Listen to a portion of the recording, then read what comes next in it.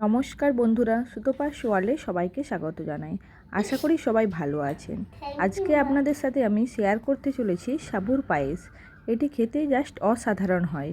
কোনো বার ব্রতে এটি বানাতে পারেন বা বাচ্চাকেও এটি বানিয়ে খাওয়াতে পারেন। এটি টেস্ট জাস্ট অসাধারণ হয়, বাচ্চারাও মজা করে খায়। এখনও আমার চ্যানেলটি যারা সাবস্ক্রাইব করেননি, অনুরোধ রইল সাবস্ক্রাইব করার। এই ভিডিওটি যাদের ভালো লেগে থাকবে তারা লাইক, কমেন্ট এবং কাছের বন্ধুদের সাথে শেয়ার করবেন। সাবুর পায়েস বানানোর জন্য আমি নিয়েছি 100 গ্রাম সাবু। এটি আমি আগে থেকেই জলের মধ্যে ভিজিয়ে রেখেছিলাম প্রায় 1 ঘন্টা। আমি ছোটো দানার সাবুটি নিয়েছি। এরপর একটি কড়াই আমি ইন্ডাকশানের মধ্যে বসিয়ে নিয়েছি। তো কড়াইটি গরম হয়ে উঠলেই আমি 1 চামচের মতো ঘি দিয়ে দিয়েছি। তো ঘিটি গরম হয়ে গেছে কড়াইয়ের মধ্যে। তো এরপর আমি 8 থেকে 10টি কাজু বাদাম এবং 15 থেকে 16টি কিশমিশ এই ঘিয়ের মধ্যে ভালো করে ভেজে নেব। তো আমি এইগুলো ঘিয়ের মধ্যে দিয়ে দিয়েছি ভালো করে ভেজে নেওয়ার জন্য। তো দেখতেই পাচ্ছেন। তো আমি আঁচটি মিডিয়াম আঁচে রেখেছি যাতে না এগুলো পুড়ে যায়। তো আমার ভাজা হয়ে গেছে। এগুলি তুলিয়ে নিয়ে আমি জল ঝরিয়ে রেখেছিলাম সাবুটা। তো এই সাবুটি ওই ঘিয়ের কড়াইয়ের মধ্যে আমি দিয়ে দেব। তো আমি ঘিয়ের কড়াইয়ের মধ্যে দিয়ে দিয়েছি।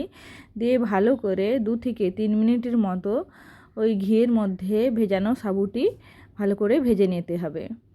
তো এই ভেজে নেওয়ার জন্য সাবুটির টেস্ট খুব সুন্দর হয় আর সাবুর মধ্যে ঘিয়ের ফ্লেভারটা চলে আসে, যার জন্য ভেজে নিতে হবে। তো এরপর আমি ভালো করে ভেজে নিচ্ছি, দেখতেই পাচ্ছেন 2 থেকে 3 মিনিটের মতো। তো ভেজে নেওয়ার সাথে সাথে সাবুর কালারটাও অন্যরকম হতে শুরু করেছে, দেখতেই পাচ্ছেন কালারটা একটু অন্যরকম চলে এসেছে। এইভাবে আমি ভেজে নিচ্ছি। আমার ভাজা হয়ে গেছে। এরপর আমি এর সাথে অ্যাড করব ফুল ক্রিমের দুধ। এটি আমি আগে থেকেই গরম করে রেখেছিলাম। তো এই দুধটা আমি প্রায় 3 থেকে 400 ml দুধ আমি দিয়ে দেব। তো আমি দুধটা দিয়ে দিয়েছি। দিয়ে আবারও সাবুটা ভালো করে নেড়ে নেব।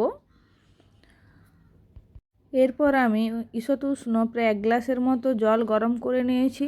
তার মধ্যে আমি 20 গ্রামের মতো পাউডার দুধ আমি জলের সাথে গুলে নেব। ঠান্ডা দুধে যদিও বা দুধটা ডেলা ডেলা রয়ে যায়, ওই জন্য আমি ঈষৎ উষ্ণ গরম জলে পাউডার দুধটিকে গুলে নিয়েছি। তো এই দুধটা আমি আবার ওই সাবুটার মধ্যে আমি যোগ করে দিলাম। তো পাউডার দুধ দিলে এই সাবুটি খেতে খুব টেস্টি হয়।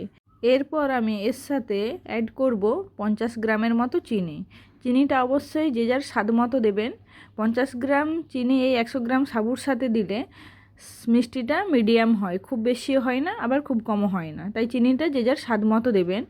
তো চিনিটা দেওয়ার পর আমি এর সাথে কাজু এবং কিশমিশ যেটা ঘিয়ের মধ্যে ভেজে রেখেছিলাম সেটাও দিয়ে দিয়েছি।